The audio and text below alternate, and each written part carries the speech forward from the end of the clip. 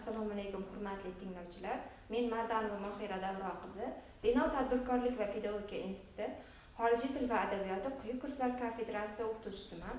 Bugungi biz o'sha videomiz orqali ingliz tili darslarida onlayn resurslardan foydalanish orqali qiziqarli dars muhitini tashkil qilish mavzusida gaplashamiz va bu jarayonda sizlarga yangicha resurslarni bo'lishmoqchiman. Demak, navbatdagi onlayn resursimiz bu demak wordwall.net, ya'ni wordwall.com sayti orqali ham xuddi biz mana bu noun, ya'ni otlar mavzusi haqida gaplashsak, o'sha demak o'zimizda Google Chrome, ya'ni telefonimizga yoki bo'lmasam kompyuterimizga mana shunday ko'rinishda wordwall.net deb yozamiz va mana shunday ko'rinishda ma'lumotlar chiqib keladi. Bu yerda siz o'zingiz xohlagan shakldagi ma'lumotlarni tanlashingiz mumkin. Misol uchun quiz shaklidagi variantini ko'rib o'tamiz. Demak, mana bunday ko'rinishdagi bir qancha shakldagi videolar, resurs, rasmlar shaklida ma'lumotlar chiqib keldi bizga. Va biz birinchisini tanlab oldik. Va tanlaganimizdan keyin start, ya'ni ekranimizda boshlash tugmasi hosil bo'ladi. Va biz start tugmasini bosganimizdan so'ng bizga mana shunday ko'rinishda quiz chiqib keladi.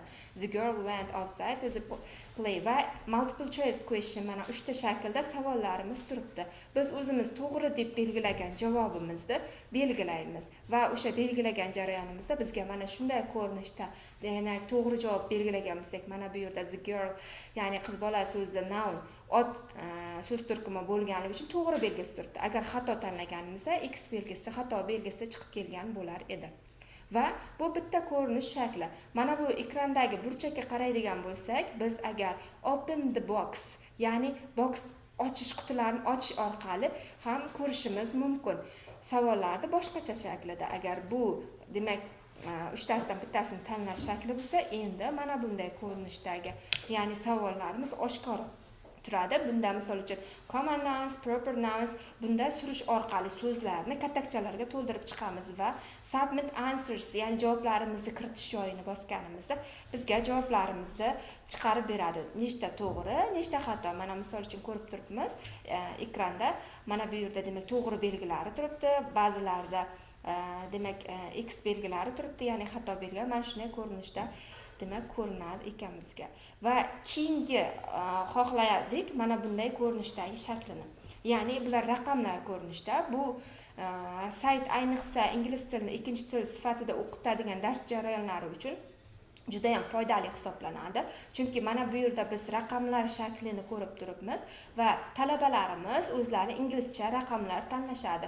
Bu yerda jamoaviy usulda foydalanib o'rgatilsa ham bo'ladi. Misol uchun qaysidir jamoaga nechtadir savol turini tanlash mumkin, qaysidir jamoa yana nechtasinidir tanlashadi. Misol uchun bitta savolda, misol uchun raqamni ustiga bosganimizda misol 4 mi 4 deb aytishadi va javob savolni ustiga bosganimizda bizga mana bunday 4-raqamni ustiga bosganimiz mana shunday ko'rinishda savol chiqib keladi. Misol uchun city common nounmi yoki proper nounmi, va talabalarimiz og'zaki javob berishadi. Misol uchun javobi common noun yoki proper noun ko'rinishda va ularning javobini siz belgilagan vaqtingizda mana shunday ko'rinishda javob chiqib keladi. Ya'ni to'g'ri javob bo'lsa galочка belgisi chiqib keladi. Noto'g'ri javob bo'lsa x belgisi chiqib keladi.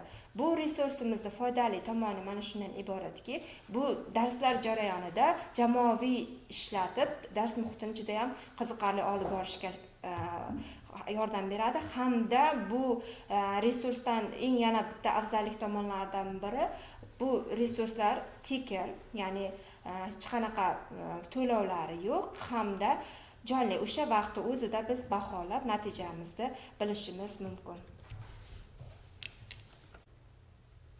Bugungi ma'lumotlarimiz sizlarga ma'qul keladi degan umiddaman. E'tiboringiz uchun katta rahmat.